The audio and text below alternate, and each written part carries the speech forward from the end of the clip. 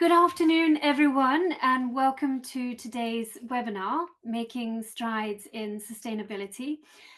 On behalf of the European Equestrian Federation, I am delighted to have you all join us for this very important discussion on advancing sustainability in equestrian sports.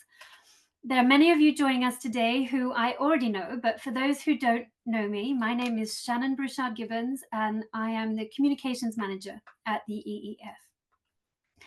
Sustainability is not just a goal, it is a shared responsibility that impacts every aspect of our sport, from the welfare of our horses to the well-being of our people and the preservation of our environment. Today, we have the privilege of hearing from leading experts who will share practical strategies and innovative tools to help us build a more sustainable future. Throughout the session, we will explore key areas that are vital to our industry's long-term success, which include developing sustainability strategies. Katerina Liberi from the Greek Equestrian Federation will share insights on how to implement effective policies using the EEF Strategy Creator Tool. Enhancing equine welfare, we're joined by Jim Eyre, the CEO, and Winnie Murphy, Head of Communications from British Equestrian, who will present the Charter for the Horse and Equine Health Week, initiatives designed to promote responsible horse care. Strengthening safeguarding practices, Catrine Hermansen, Development Manager, Sustainability and Safeguarding at the Swedish Equestrian Federation, will share their approach to creating a safe and inclusive environment for all participants. And finally, reducing environmental impact through a pioneering carbon footprint calculator developed with the Helsinki International Horse Show. Anna-Maija Bernard, event manager and environmental expert, will share with us just how they are setting new standards for sustainability in equestrian events. The expertise and initiatives which you're about to see will demonstrate how collaboration and shared knowledge can drive meaningful progress. Sustainability in equestrian sports requires engagement of national federations, stakeholders, but also the engagement of the wider equestrian community. So I encourage you to take advantage of this opportunity to learn, to ask questions, and explore how these insights can be applied within your own organizations. So thank you everyone for being here with us today. We'll get started. I'll now hand you over to Katerina Liberi. Thank you, Shannon.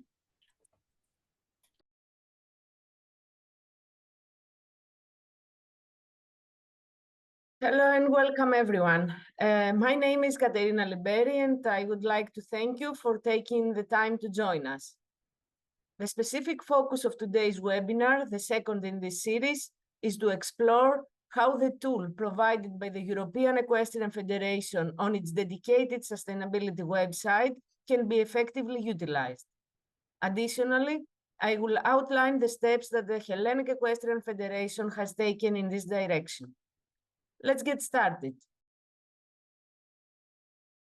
To build on our previous webinar discussion, I'd like to begin by reflecting on some key points. National federations require a well-defined sustainability strategy to effectively address the challenges of a rapidly changing world. This strategy focuses on 4 critical areas.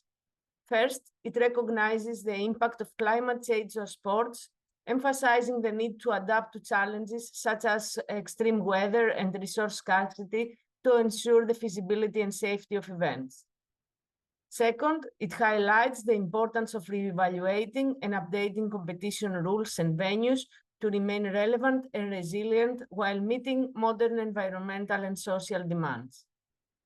Third, by prioritizing sustainability, federations not only strengthen operations, but also build trust with stakeholders including athletes, sponsors, and the public, demonstrating a commitment to responsible and forward-thinking management. Finally, the strategy emphasizes future-proofing operations by building resilience into processes, ensuring the Federation's long-term success and sustainability for the generations to come. A strong sustainability strategy in a national federation relies on the commitment and support of its board. Engaging the board early and aligning sustainability with the Federation's core values and long-term goals helps secure leadership backing and ensures smooth integration into operations. In the Greek National Federation, the board demonstrated its commitment when the Secretary General proposed a sustainability strategy. The initiative was quickly approved, reflecting a forward-thinking approach. Insights from the first webinar were used to align the strategy with the Federation objectives, highlighting its importance and impact. Excuse me. This collaboration between the board and the working group has built a solid foundation for success implementing the sustainability strategy. Developing a comprehensive sustainability strategy requires collaboration and a diverse range of expertise. To achieve this, the proposal to the board included the formation of a dedicated sustainability working group. The objective was to bring together different perspectives and specialized knowledge, fostering a holistic approach to designing impactful and actionable plans. At the Hellenic Equestrian Federation, the Sustainability Working Group comprises a team of experts and key stakeholders, including a member of the board, the former venue manager of the Olympic Equestrian Center, a representative for athletes and coaches, the head national veterinarian, the federation's director, and the sport managers for the disciplines of jumping, dressage, and endurance. Recognizing the importance of this initiative, the board has demonstrated its commitment by elevating the Sustainability Working Group to a standing committee. This committee is tasked with overseeing the implementation of the sustainability strategy, ensuring its continued relevance and effectiveness. Moreover, it will actively propose new initiatives to drive sustainable development across the organization and embed sustainability principles into its core operations. Following the formation of the Sustainability Working Group, the inaugural meeting was organized. The primary focus of this meeting was to discuss the principles of sustainable development and establish the core values that will guide the organization's efforts. Additionally, the group analyzed the current sustainability landscape by reviewing relevant documents from the governing bodies of the sport and Greece's National Energy and Climate Plan. Every European national federation can find sources related to the sustainability in their country on page 8 of the Sustainability Creator Tool. During the meeting, we reviewed the Sustainable Development Goals to gain a global perspective on sustainability and identify those most relevant to the equestrian sector. This analysis aimed to align our activities with global sustainability efforts, creating a clear roadmap for meaningful action. Several key goals were identified as particularly significant for the equestrian community. Goal 3, good health and well-being, emphasizes a dual focus on promoting physical and mental health for participants while ensuring the welfare of the horses. Goal 6, clean water and sanitation, highlights the importance of effective water management, including efficient water use, implementation of recycling systems, and the prevention of water contamination caused by horse waste. Goal 12, responsible consumption and production, advocates for the use of sustainable materials, eco-friendly horse management practices, and waste reduction during events, fostering responsible behavior throughout the equestrian community. Goal 13, climate action, focuses on adapting environmentally conscious practices, such as fuel-efficient transportation, energy-efficient facilities, and hosting eco-friendly events to minimize the Federation's carbon footprint. Goal 15, Life on Land, underscores the need to protect ecosystems and biodiversity by promoting responsible pasture management, reducing the environmental impact of trail riding, and enhancing biodiversity around equestrian facilities. Goal 17, Partnership for the Goals, stresses the importance of collaboration with environmental organizations, equestrian groups, and other stakeholders to share best practices and collectively advance sustainability initiatives. By integrating these goals into our operations, we aim to establish a framework for embedding sustainability into all aspects of the equestrian sector, ensuring long-term environmental, social, and economic benefits. By focusing on horses, people, and the environment, the Federation aligns its activities with Sustainable Development Goals. This approach integrates sustainability into the core of equestrian activities, creating a positive ripple effect across the community and the planet. Horse welfare is recognized as the most important factor for the resilience of our sport, and the 5 freedoms of the horse are the baseline on where the action should be based. The focus on people and society in our sustainability strategy emphasizes education and community engagement, fostering inclusivity, learning, and well-being. Educational programs, particularly for young people, promote responsible horsemanship, sustainability, and ethical practices, ensuring knowledge transfer across generations. Community engagement initiatives encourage participation in various equestrian disciplines nationwide, allowing local communities to benefit from the sport both socially and economically. The environmental values focus on minimizing environmental impact, enhancing resource efficiency, and promoting innovative, sustainable practices. These efforts include responsible land and water management, waste reduction, and the use of eco-friendly materials.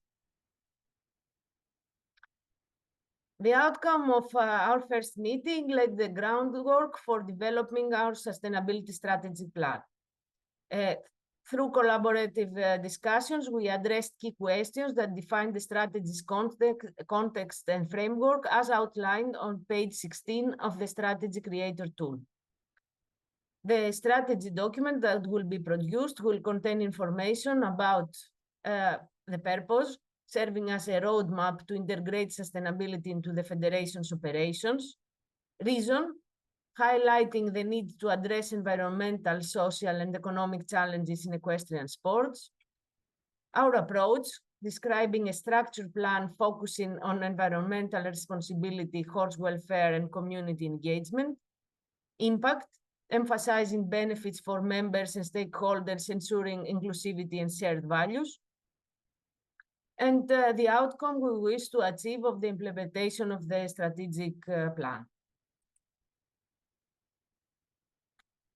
During our second meeting, we conducted the baseline assessment of workplace sustainability efforts to identify opportunities for growth. The key finding was that while the sustainability is valued, there is potential to enhance awareness and participation. Encouraging energy-saving habits, introducing energy-efficient devices, and implementing water-saving systems could further strengthen our efforts. Recycling practices, particularly beyond paper, can be expanded. Additionally, incorporating sustainability criteria into supplier selection and fostering employee engagement in eco-friendly initiatives will contribute to a greener workplace. Many employees in our federation currently commute alone, but have shown interest in alternative transportation if supported. Addressing cost and resource challenges will help unlock new sustainability opportunities. These insights provide a strong foundation for targeted improvements and meaningful action. The Hellenic Equestrian Federation's key operation of organizing events at the Olympic Equestrian Center of Markopoulou is of significant importance. To identify challenges and areas for improvement, the venue manager completed the questionnaire, provided valuable insights for the working group. The findings highlight opportunities for improvement in key areas of sustainability. Governance could benefit from clear sustainability goals and increase stakeholder awareness. Energy and water management practices have room for enhancement, as there are currently no energy audits, renewable energy solutions, or water efficient systems in place. Waste management strategies can be strengthened by reducing single-use plastics, tracking carbon footprints, and setting emission reduction targets. Community engagement could be expanded through more educational programs and events. Additionally, implementing monitoring and reporting systems, including sustainability key performance indicators, annual reports, and feedback mechanisms, would provide valuable insights for continuous progress. These areas present an opportunity to enhance sustainability efforts and align operations with global best practices. The Hellenic Equestrian Federation consulted athletes in jumping, dressage, and endurance to shape its sustainability strategy. Survey results highlighted horse welfare as the top priority, with 100% rating it extremely important. Environmental impact was also a major concern, with 90% emphasizing the need for waste management and water conservation. Additionally, 70% stressed the importance of community engagement. This insight drives HEF's commitment to sustainability, focusing on animal welfare, environmental responsibility, and community support. During our third meeting, we analyzed the Hellenic Equestrian Federation's activities using the EEF Sustainability Matrix, identifying key areas for sustainability integration. These include HEF office operations, which means managing daily activities with sustainability considerations, venue management, maintaining arenas, stables, and spectator spaces at the Olympic Equestrian Center of Markopoulou, equestrian events, organizing competition both in venue and externally while addressing travel logistic, waste management, and vendor coordination. Our member support, providing education, training, and resources on sustainable practices for clubs and members. From the analysis of the data in the matrix, it is also evident that the Federation's influence is extremely limited when it comes to the infrastructure of the facility. It became clear that the Hellenic Equestrian Federation can only intervene in matters related to behavior and operations, and not in construction interventions or improvements concerning the infrastructure. In our fourth meeting, we focused on formulating the vision, addressing the questions outlined on the HEF sustainability website, on the EEF's sustainability website. The working group's responses were based on data collected from the analysis of the current situation, conclusions drawn from the activities matrix, and feedback from our stakeholders' questionnaires.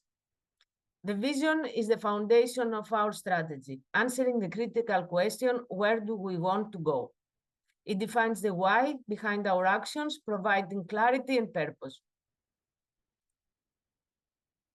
The vision statement, which outlines how the Greek Federation will proceed in designing and implementing its sustainability strategy, is as follows. Our vision is to shape a future where equestrian sports flourish in harmony with the environment, prioritize horse welfare, and address the needs of the athletes and the community. Through sustainable practices and meaningful initiatives, we strive to make equestrian sports a leader in sustainability, ensuring its lasting value and inspiring future generations to actively participate. After establishing our strategic foundation and assessing the current situation, in the next meetings, the working group will focus on identifying common and best practices within the sector. These practices will be integrated into our goals and the list of actions aimed at fulfilling the Federation's vision. The quick guides on the EEF sustainability website are valuable resources for setting sustainability goals and implementing effective actions in equestrianism. Focused on the three pillars, horses, humans, and the environment, these guides offer practical advice to help organizations create tailored initiatives. Providing a strong foundation for sustainable practices, the quick guides serve as a great starting point for developing a sustainability strategy and implementing meaningful long-term change. The following slides present a series of potential actions to be included in the action plan, tailored to the level of influence the Federation has in each pillar. Ensuring the well-being of the horses and the athletes requires careful planning and responsible management. By scheduling events with weather conditions in mind, federations can help prevent heat stress and cold-related risks, while incorporated rest days in multi-day competitions reduces fatigue and stress. Health fitness measures such as pre-competition inspections, mandatory health certificates, balanced nutrition, and on-site veterinary care further safeguard the welfare and performance of horses. Creating a safe and ethical environment is equally essential. Maintaining well-ventilated stables and event arenas minimizes injuries and respiratory issues, while reducing noise and air pollution helps lower stress levels. Thoughtful event planning, considering travel distances, also minimizes transport stress and environmental impact. Additionally, embedding international welfare standards into national regulations, integrating welfare topics into training certifications, and educating all stakeholders on horse welfare ensures that ethical practices remain a priority in equestrian sports. An excellent example of efforts to enhance horse welfare is British Equestrian launch of the Charter of the Horse and the impactful Equine Health Week campaign. We are delighted that the EEF will be sharing insights into this initiative with us shortly. Empowering the equestrian community begins with health and safety. This involves organizing first aid seminars for riders, trainers, and staff, providing medical care at events, and promoting mental health awareness. Resources to address stress and performance pressure further support participant well-being. Inclusivity focus on promoting para-equestrian sports, therapeutic equine programs, and ensuring accessible venues. These initiatives encourage participation, support well-being, and reinforce the commitment to an inclusive equestrian community. Let's take a moment to focus on safeguarding in sports. At its core, safeguarding is about making sure children and vulnerable individuals are protected from harm, abuse, and neglect. But it's not just about prevention. It's also about creating a positive, supportive environment where everyone feels safe, valued, and able to thrive. In equestrian sport, this means promoting health, well-being, and respect for everyone involved, ensuring they have the space and support to grow, learn, and enjoy their experiences to the fullest. An example of successful safeguarding implementation is the Swedish Equestrian Federation, which has developed a comprehensive strategy to ensure participant safety and well-being. Later today, we will have the opportunity to learn more about their approach. Taking care of the planet is essential because the health of the environment is directly tied to the well-being of people, animals, and ecosystems. In equestrian sports, federations can make a big difference by reducing their environmental footprint. This includes using water and energy efficiently, managing manure safely to prevent pollution, and switching to biodegradable materials. Simple actions like recycling, cutting back on harmful chemicals, and keeping equipment in a good shape to lower emissions all contribute to protecting nature and promoting sustainability in the equestrian community.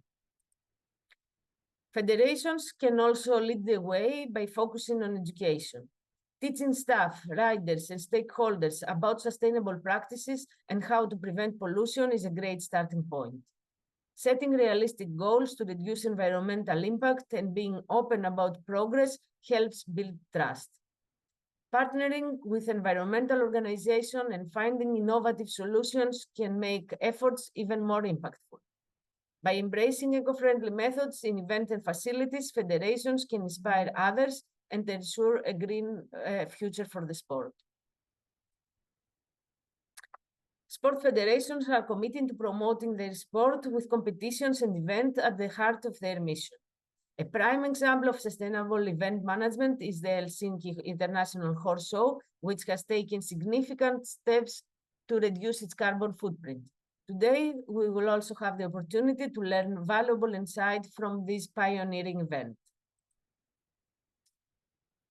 The working group of the Hellenic Equestrian Federation will soon present a complete strategic plan to the board, developed in alignment with the processes shared today, utilizing the Sustainability Strategy Creator Tool provided by the EEF. On my behalf, I would like to thank you for your attention and let you know that I'm available to assist you at any stage in the development of your own strategic plan. I am excited to follow the rest of the presentations. So we'll continue now with British Equestrian, Winnie Murphy and Jim Eyre. Thank you very much for joining us. I think, Winnie, you're going to share the presentation. Thanks, Shannon. And Katerina, thank you. That was really comprehensive. Just wait for the slides to warm up. My name's Jim Eyre. I'm the Chief Executive of British Equestrian, and Winnie is the Head of Communications, and we'll spend the next sort of 20 minutes talking about the promotion of good equine welfare, which I know is a absolutely core subject for all of us, but this is about the sustainability of the sport and ensuring that we are all doing what we can to, promote the best practice to improve our social license. Winnie, can you go for full screen on that?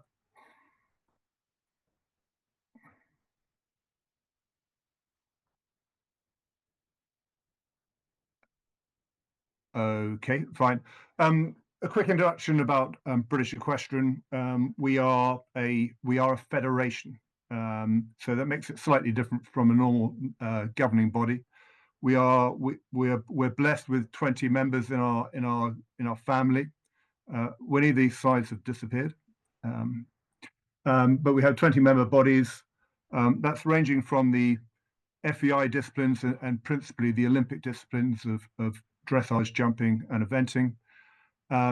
We have the Pony Club, the British Horse Society, Riding for the Disabled, and then a number of much smaller member bodies, including the newly arrived horseback archery. So it's a whole spectrum of sizes, of wealth, resources, membership, and people. But our sort of job is to bring that all together and to act as a gearing mechanism on behalf of those organizations.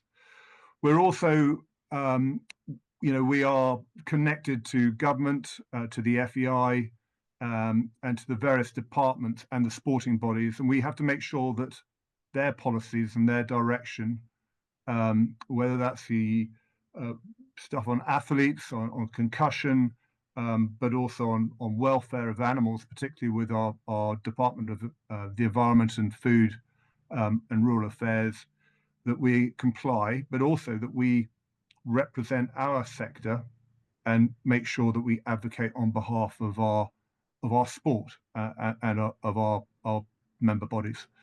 And as said, we cover everything from the Olympic end, the sharp end, all the way down to grassroots and importantly accessibility. And we've done a lot of work on equality and diversity and inclusion.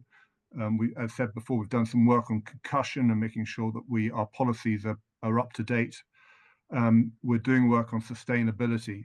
And actually, when you stand back from it, all of that is about improving the social license across our organization, very much for making sure that we remain relevant, but also importantly, making sure that our reputation, that we're seen as a strong, compliant and forward-leaning sport, which I think is really important.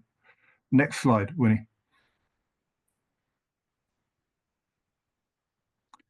A quick introduction to the Charter of the Horse. This is very much Winnie's bag, but it was a really good example where we saw a need and the whole federation and broader in Great Britain came together to help us craft what we think is a really helpful document. You'll recognize all the principles in it, the 3 F's, the 5 freedoms for the horse.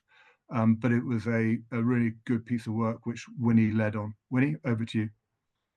Thanks, Jim. I hope Jim's introduction gave everybody a bit of an insight into the complex stakeholder groups that we work with. It makes for sometimes difficulties, but equally it means that we have some amazing minds and experiences within our world in Britain. And I think the fundamental thing is it's always very clear with the British that the horse is at our very heart. And the Charter of the Horse for the Horse came about really from discussions that we had in several of our committees that oversee the sports, both within the BEF and within our member bodies. And for me, it was important to capture the work that had already been done. There was never a sort of, reinventing the wheel is never a good thing. So my first part of research, when it was agreed that we would follow this course and see where it got us, was to do a really good extensive review of what was out there from our own member bodies internationally. Obviously, the FEI have their own charter, but equally looking at things like agricultural colleges within this country, over to sort of the farming community, where sort of animals are used sort of in ways that perhaps not everybody would agree with. So it was important to research the work that had already been done. That brought me to the idea of having some key headlines, some words that would resonate with such a wide variety of people. This charter, the way I saw it, was something that would have to engage with somebody who was 8 and perhaps sitting on a pony for the first time, to somebody who was 80, who had ridden all their life, was a lifelong horse person who was fundamental to their fabric, but with the idea of social license and public acceptance might need to just change their thoughts and how they talked about horses, the words they use is a phrase that they use. So it had to be all things to all men, as I would say. So that was very important to get those primary 6 words that we could then develop, which we set about doing with quite a wide group again. In this country, every November, we have what's called the Horses in Society meeting, which is a huge meeting of minds. Anybody who has anything to do with a horse, that's from a sporting point of view to a service point of view, the police, the military, racing. It's a great opportunity to get in touch with our colleagues in racing, which doesn't always happen. And we used that meeting to socialize this idea of a charter for the horse and the draft that we sat at. We garnered a huge amount of feedback, which was really useful. Took that away, really worked on it, shaped it, developed it further. And we got to hopefully what was a near final draft, which we then got signed off by our board and then our council. The council is a combination of our BEF board and then the chairs and CEOs from all our member bodies. So they did a final sign off in March 2024. And this was the version that we launched to the public with some illustrations, again, to shape and mold to how people absorb communications. So we made it quite visual. We were very mindful to keep the language as simple as we possibly could, but still maintain an element of expertise about it rather than making it too simple. But we felt that what we had could be made suitable for children, for educational uses, and just for general horse people. So this is what we launched, and it sort of met with huge success. Alongside it, we put this version out. Previously, we had done a lot of work on, as Jim highlighted, our an EDI side of things. And in that, we made a pledge. We made a pledge to do better. And that had all the signatures of our CEOs. So we followed it up with this one to underline that at the very top level of every single one of our member bodies, there was a commitment to following and upholding this charter for the horse. We're pleased to say that it sort of resonates within our own equestrian industry in Britain, but we've also had contact from a number of other stakeholder groups and national federations that have asked if they can adopt it. So the British Equestrian Veterinary Association, the Hurling and Polo Association, they both activate under the charter and they promote it to their members. And equally, we've had a number of other federations that have approached us, and we've been very, very happy to basically give them the rights to use the words and the images to adopt and obviously translate into their own language, because we felt that this was something for everybody in the horse world, and it's not a case of ownership. We know that we all have to sing the same message on equine welfare, so we were only too pleased to help out there. For us, we sort of have an ongoing awareness campaign, and we will be doing some more this spring and this summer around it, utilizing some of our athletes and other stakeholder groups. And we're very lucky. We have Agria as a sponsor, and they have produced us stable plaques, which have been specially sourced in recyclable plastic. And everybody who signs up to the charter, they give a memento that they can then put on their stable walls. And you can also print it off our website, and it can go up on tackroom walls. So we're just getting the message out there. We're working with the racing community in Britain to get them to sign up and adopt it. We're nearly got that over the line. That will be a huge milestone for this project. And the important thing, I feel, is that the equestrian welfare landscape is ever changing, and it's important that we keep the charter horse under constant review if we make any updates and changes, just to keep that appeal and the message across. So I'll move to Equine Health Week. This was something that came about from, we have an equine infectious diseases advisory group, and they are some volunteers who we are indebted to really in this country.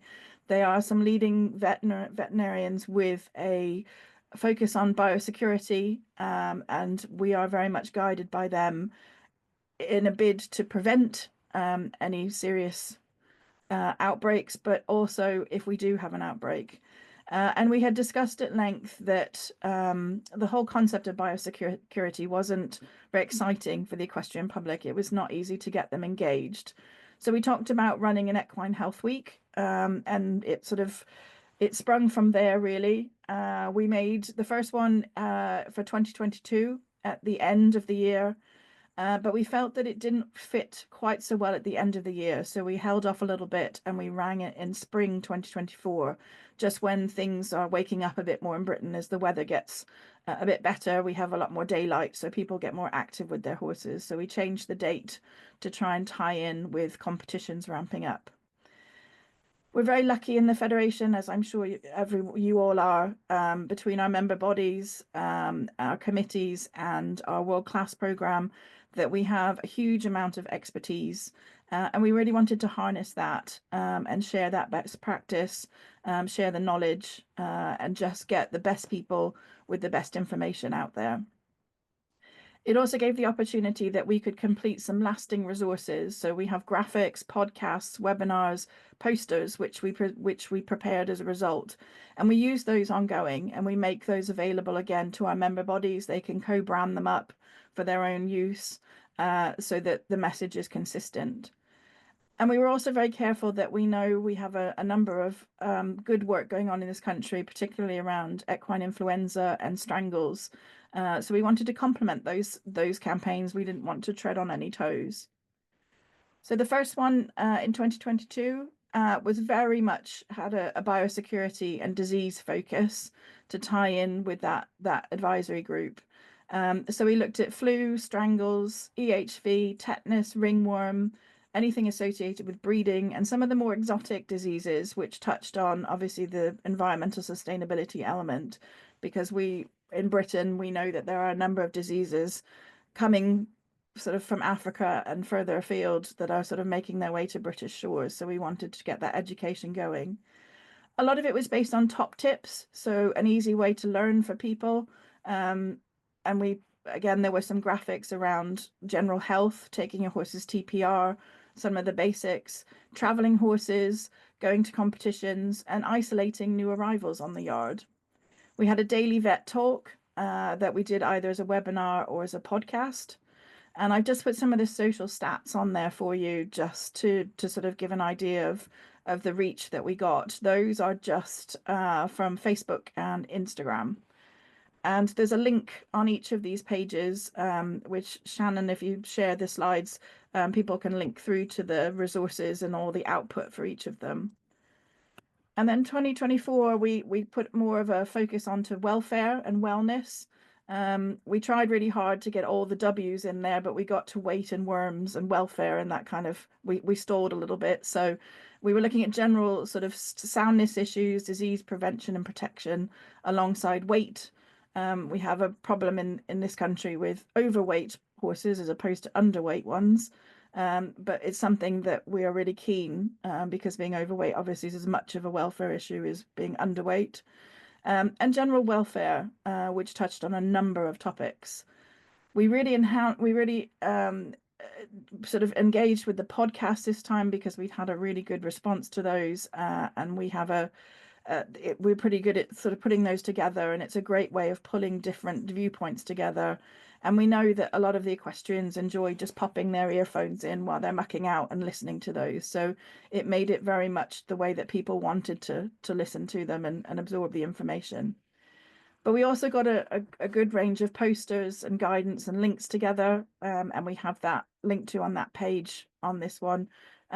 Again, we would have liked to sort of up the engagement, but overall we actually put out less pieces of content, but in a slightly different way. So the numbers didn't sort of soar from year one, but we'll be interested to see what happens for 2025. And so everyone can keep an eye out. We'll be launching that for beginning on the 17th of March. Our partner Agria are going to be very involved with us on that one. And this time it's looking at the lifetime of a horse. So it's from conception to breeding right through to making those plans to say a final goodbye, which hopefully just touches on a number of key milestones in a horse's life, and works and looks at sort of each and every bit where we can impact for the horse's welfare throughout that life cycle. So we're looking forward to that. We're busily compiling all sorts of content, recording some of those podcasts, but keep an eye out on our social channels. And that's everything from me. Jim and I think, are happy to take any questions either now or at the end.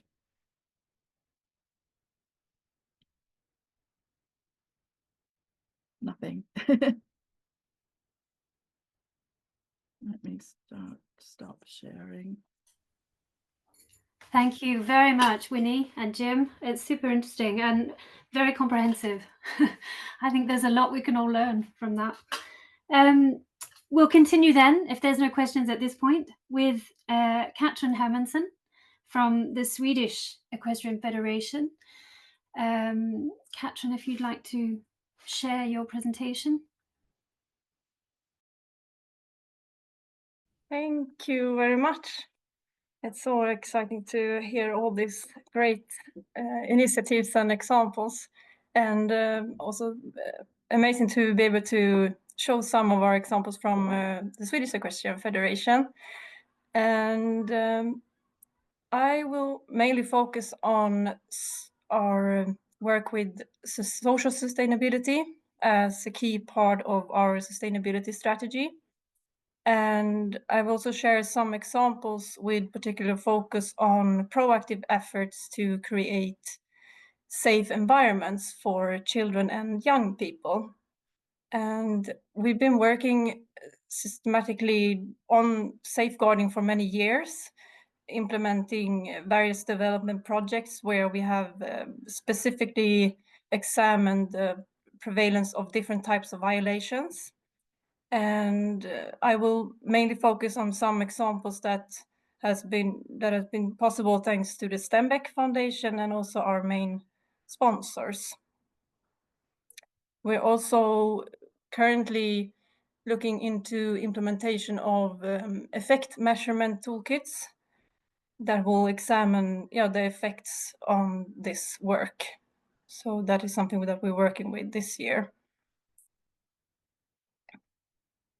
We collaborate with researchers and organizations that conduct mapping studies, allowing us to learn from research, both within and beyond the sports sector. And in addition, we have carried out several of our own studies with the support of external organizations and experts to identify our specific challenges. And when we examined violations, the areas where negative jargon was most common were connected to performance, equipment, appearance, and who you're friends with. However, we found that are examples across all areas that are mentioned here.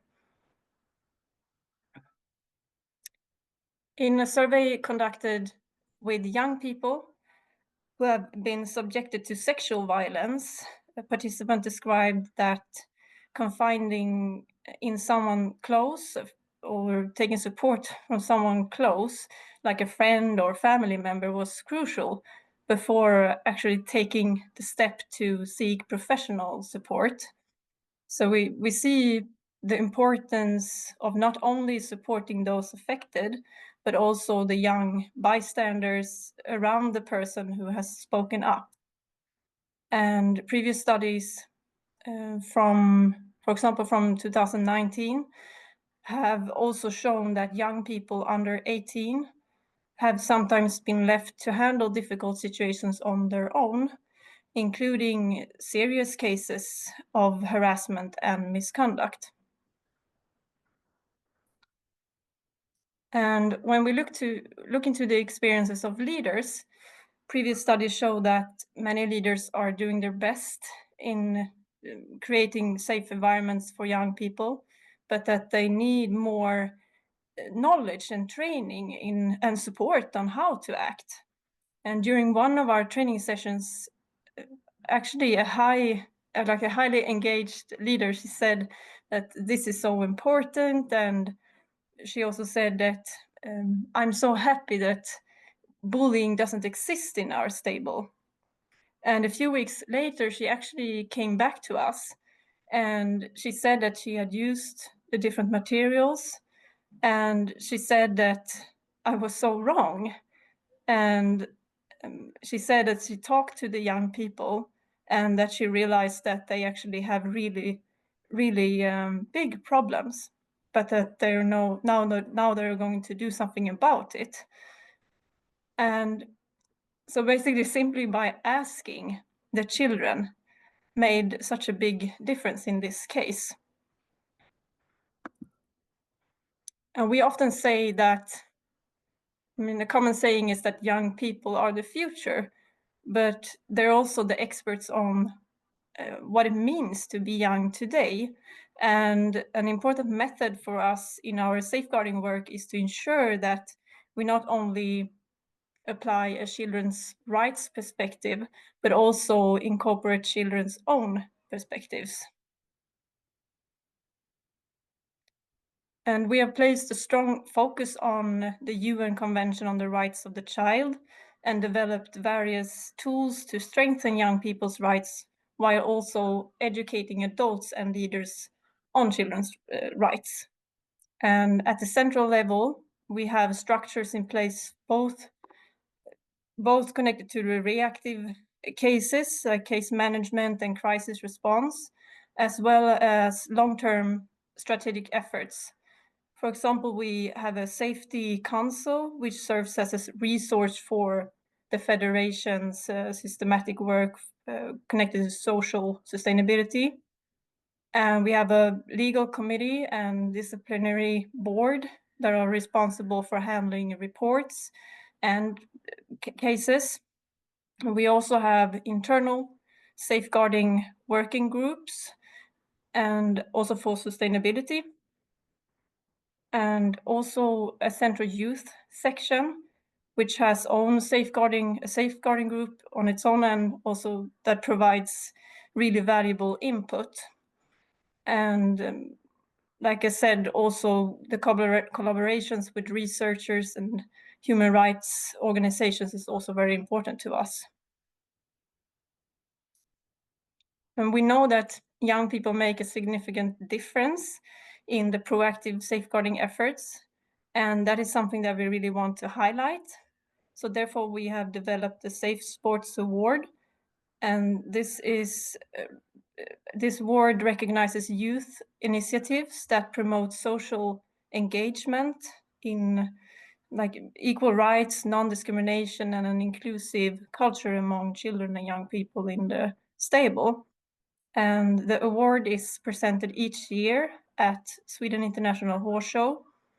And it serves to empower young people while also inspiring local collaborations and within the clubs and riding schools.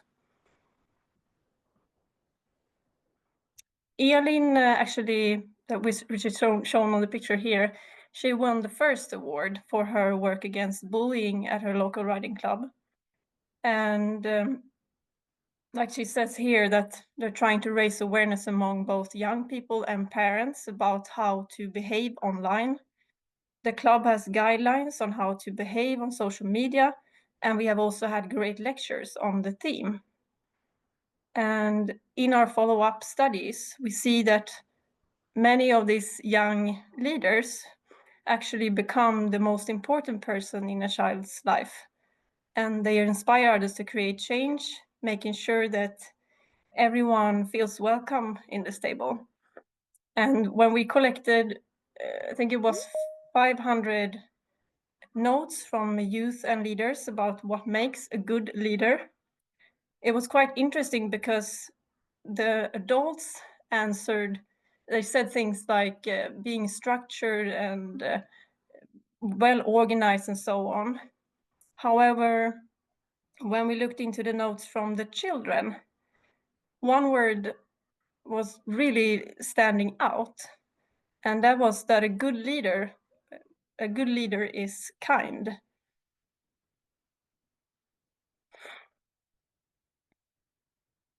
And our collaboration with the Swedish anti-bullying organization Friends has inspired to an initiative in the United States called Kind Wins, which was launched during Washington International Horse Show this October last year.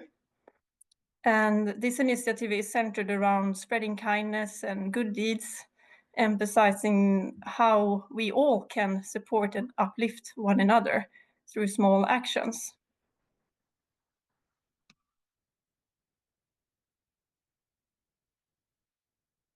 And working together with ambassadors within the sport is important. Is an important method for us also to reach a wider audience with the key messages. We truly see the significant impact it makes when our riders and role models stand up for the culture we want to create, especially for the children and young people who look up to them. And safety, inclusion, and well-being are key parts of all our riding development programs, from hobby riding to the international or to the national teams.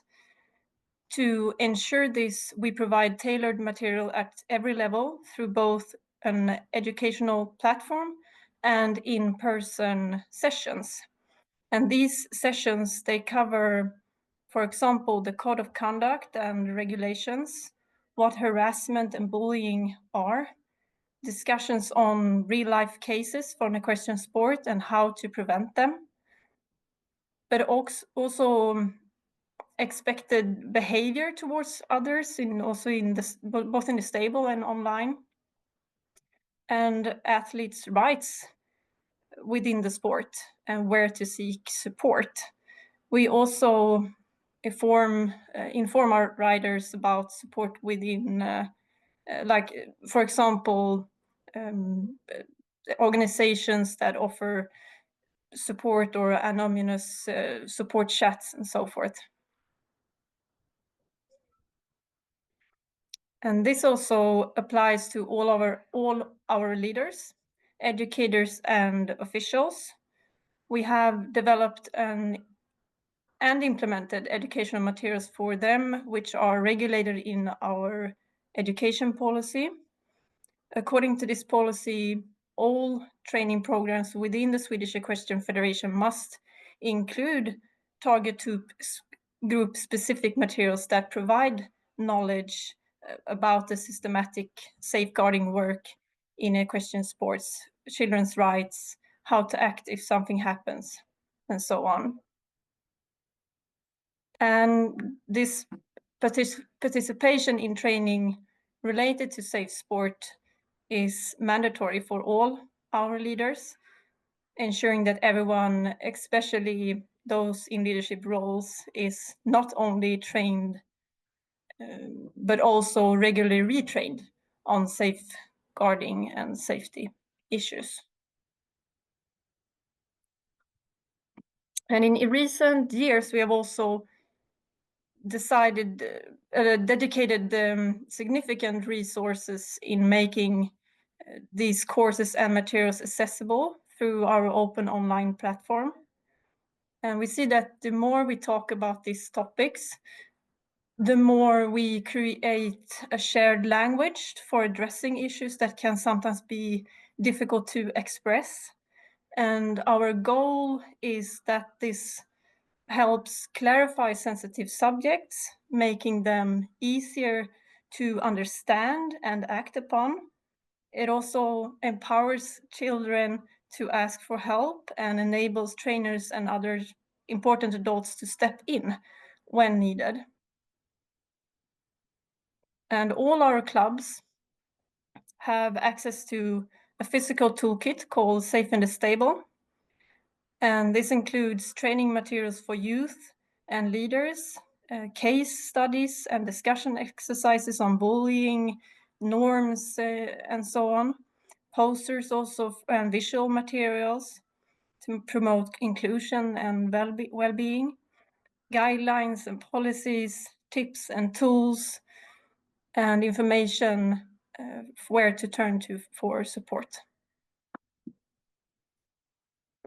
And we also collaborate with our sponsors on various initiatives, and several of them, like in our main sponsor, have specifically wanted to focus on safeguarding and safety. And as part of this, we have developed materials and campaigns, including posters which highlight 5 tips for fair teams and competitions, along with guiding principles, how we treat both horses and people.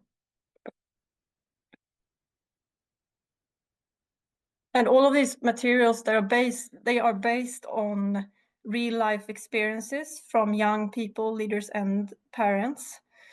And by developing every initiative together with them, we aim to create content that truly engages and gives everyone a sense of ownership of small actions can make a big difference. And we share tips, inspiration for our members and riding clubs every week. And it is also aligned with our zero tolerance policy against all forms of discrimination, harassment, and violence. And even though our main strategy is to inspire with good practices, it is also important to show and talk about the challenges. And for example, the fact that even though most young people have their best time when in the stable, that is not the case for everyone. And this image is from a case film that highlights young people's real life experiences of bullying. And it is used in our training sessions for leaders. And they discuss key questions like, how is the stable environment affected by what is said and done online? What can we do to prevent, for example, that screenshots or private messages from being used in a harmful way? What small actions can we all do to take and to create a safe and welcoming environment in the stable? And where can I turn to? Who can I turn to for support? So it's a lot about increasing awareness and to talk about these issues. And the more people, the more we talk about it, we experience that the more people feel comfortable speaking up about things that they have experienced. And we also see a strong desire to learn more and to come together and discuss these topics together with others. So it's not only about, okay, we want to raise awareness and that people gain knowledge about these issues, but also so they can prevent them before they happen. So we can work together to prevent them before they happen. So we basically have a system where we learn from these brave voices of those who have spoken up about situations that should never have happened, yet did. And this is another example of a material that we launched last year. It is the campaign Hear What Is Not Being Said, which is an initiative aimed at breaking the culture of silence. As mentioned before, our surveys and research have shown that young people are sometimes left to handle serious violations on their own. And as a result, we have focused on highlighting the needs of young people and emphasizing the critical responsibility of adults in ensuring safe environments. And this campaign sheds light on what happens beneath the surface, below what is visible, and within. And it aims to raise awareness that what we see on the outside doesn't always reflect what is felt on the inside. Just because we don't see or talk about certain things doesn't mean that, or doesn't forms of violence, it doesn't mean that they don't exist. And we have linked the films to our educational platform to make it easier for other people to access the available tools. And to conclude, I like to show a case film that illustrates the process behind the development of this material. And we're also very happy to share that this initiative won silver in an international competition called the Loom Awards in the category Essence of the Message Sporting Value.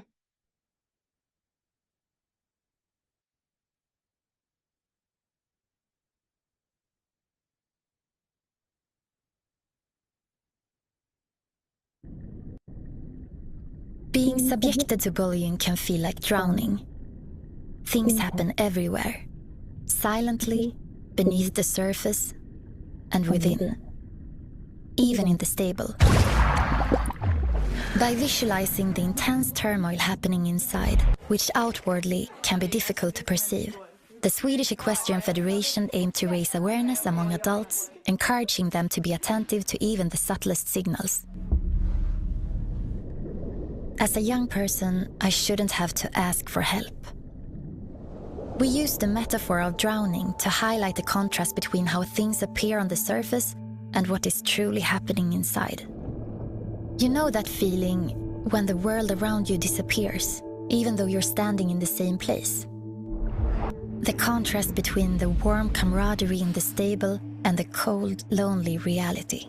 Every detail was crucial to the storytelling. How does it feel when the world around you disappears? How does it sound when your emotions take over?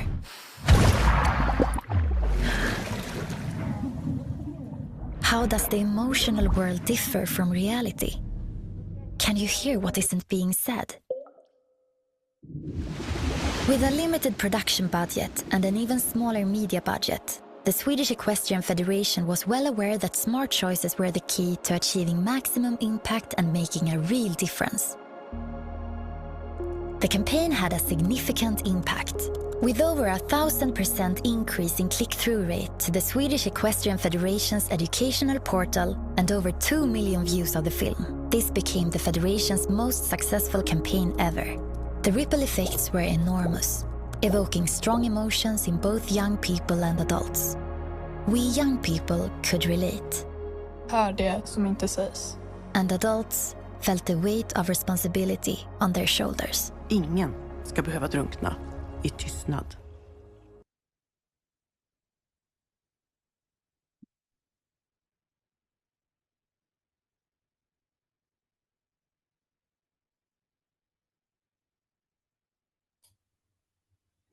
Thank you very much, Catrine.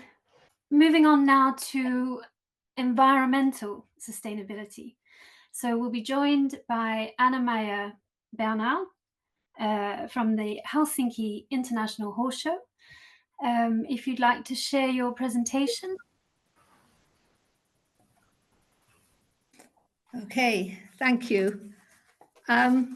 Yes, I'm Anna-Maija Bernard. I'm from Helsinki International Horse Show. I'm our events manager, and I started with our environmental sustainability program, Helsinki International Horse Show Jumps Green, in 2017. I'll say a few words about our Jumps Green program first, and then we'll dig into the calculator, the carbon footprint calculator. Can I have the first page, please? When we started in 2017, we had this ambitious aim to be the global leader in sustainable equestrian events. It's 7 years now. We're probably not any longer the leading sustainable equestrian event. That's fine. It's good news if other events are starting with their sustainable programs as well. Our starting shot for our Jumps Green sustainability program was our partnership with Fortum Horsepower Concept. Fortum is a Nordic energy company, and they had a horsepower concept. They changed manure into energy. Our horse show's electricity was generated by our own athletes. That means that the manure from our event was transported to a nearby power plant where it was turned into energy, and that's how we produced our electricity. Unfortunately, this Fortum horsepower concept doesn't exist any longer.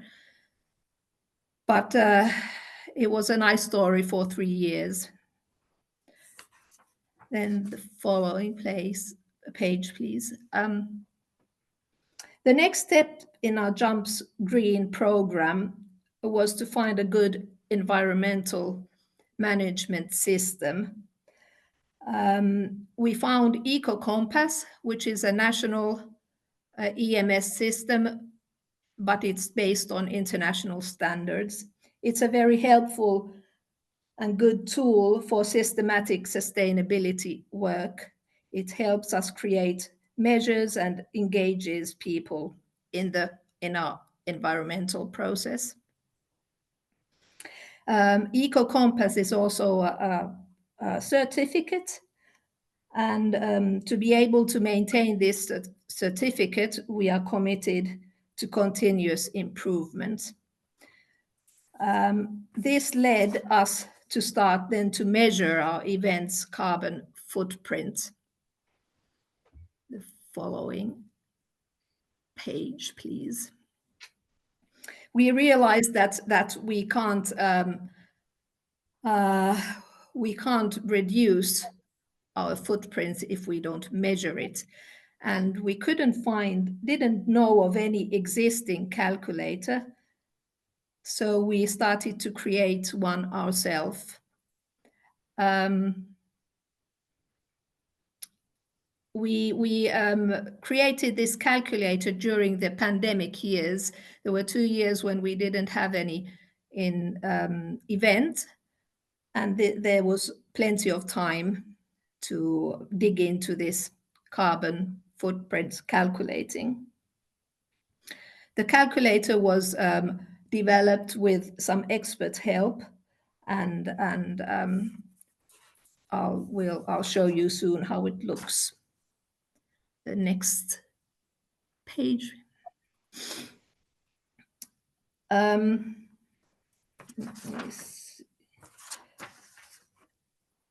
Our calculator is based on the most widely used greenhouse gas accounting protocol.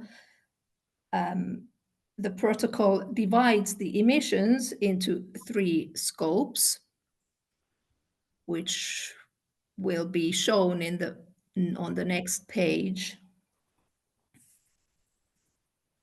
Scope 1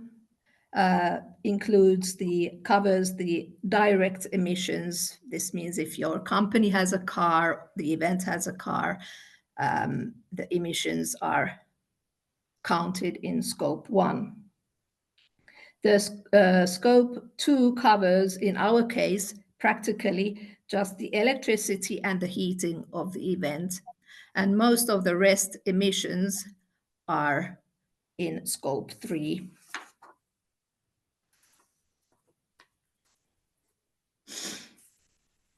And to understand more about how we calculate, we have to understand the terminology.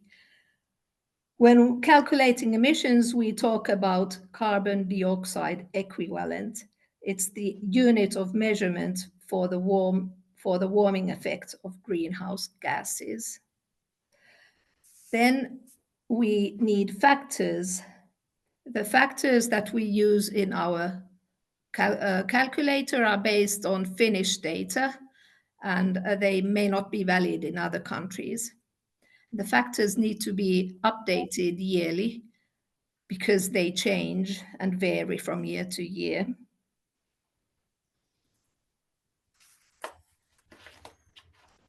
Then we need to collect the data for the calculator. The data is obtained through surveys and visitor studies. We make surveys to partners, exhibitors, subcontractors, riders, venue staff, and visitors.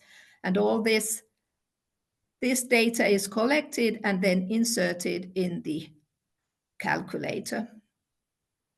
It requires some work. We have a person who starts a few months before our event, who starts to prepare for the surveys and collects the data during the event or right after the event, and then when we have the data, we insert it in the calculator and finally get the results. Next page, please. The data we collect can be exact data. For example, so and so many kilos of potatoes, or then they are just estimates or averages. When we collect data from our visitors, not every visitor answers the questionnaire. So we make estimates on how many people traveled by train and how many people came by your car and what petrol or diesel they used. So the result is not exact data, but it's the best we can do. And then one has to also decide what data to collect. Do we include all the exhibitors or leave that out? It's up to you to decide how extensively you want to collect the data. Our calculator is an Excel sheet. I took some print screens of the calculator here, and on the first page we have transporting and commuting. There's mainly scope 3, where we collect the subcontractors, partners, visitors, and travel. On the light blue cells, we insert the kilometers that we get from our surveys. There's or here you can see that if for example, a visitor comes on a passenger car, then we insert the kilometers and choose which petrol or gasoline, diesel, which kind of car they have used. And on the following column, you can see the emission factors, which need to be updated on a yearly basis. If we look at the next page, here we can see that we have all kinds of vehicles in our calculator: horse transport trucks, different size trucks, maritime transportation, every possible kind of transport or vehicle we can think of. And then we find emission factors for these. Then it's really easy after that to insert the data that we get from our questionnaires. Then, and this is the second page we have on our calculator.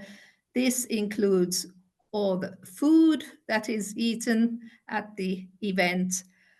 There may be many caterers, so that's why we have many caterers here. And I think, if I remember correct, we have around 70 different ingredients on the left column down, including drinks, alcohol, beverages, coffee, whatever you drink at the event. Here I left a few emission factors just to show you. If we look at the beef emission factor, it's 42.5, and we compare that with fish, which is only 3.6. It shows us that the beef emissions are much, much higher than beef or soybean, as we see at the bottom on the left side of the calculator. Can I have the following page, please? And this is the last page where we have all the other emissions. At the bottom, we have dry hay, sawdust for litter material, immaterial services. They are counted in euros, but the result in the end is then kilos of carbon footprint, carbon dioxide equivalent, which is the unit that the end result is in the end. So we have taken in consideration absolutely everything: marketing materials. This is just part of the whole calculator. And then we have the last page, which I probably don't have here. The last page calculates the total of all the data information from the previous pages. And this is how we get then the total of our events emissions. The calculator is very helpful then to compare years and to see where the emissions arise. For me, when we did this for the first time, the result was quite shocking, actually, to see that 67% of our emissions come from traveling. And if we really want to efficiently reduce our carbon footprint, we should concentrate on how to reduce the traveling. We were able to reduce our footprint from 2002, which was the first year when we did the calculations, by 11%. And the spectators traveling decreased by 25%. why we don't have any straight answer to that, but hopefully our we had this. Sorry, my English is not that good. Let's pass that. Can I see the last? Yes, thank you. Now, this year we try to concentrate on serving more vegetables and more fish compared to the previous years. We had 23% less fish, 15% more vegetables, and 98% more fish. And this led to a 15%, the carbon footprints of food was 15% less in 2004 compared to 2003.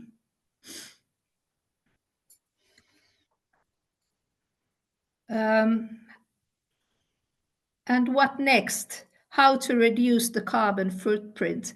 As I said, traveling has a huge impact. Using renewable fuels would be wonderful if we could affect on what our riders use in their vans. Vegetarian food is something that should be considered. Less acquisitions and affecting recycling and waste management is also very useful in reducing the carbon footprints. So this was a short view to our calculator. Thank you very much, Anna-Maija. Thank you very much for joining us all today for the webinar. Thank you to our speakers. The webinar has been recorded, and actually we'll share this with you, this recording with you. So if there are any colleagues that were unable to join today, you're welcome to forward to them. We will also be publishing this on the EEF website. So we'll send through the link along with the links to the presentations of all of the presentations from today. So if anybody does have any questions afterwards, feel free to contact us anytime. We're here to help, we're here to support. And thank you once again for your time.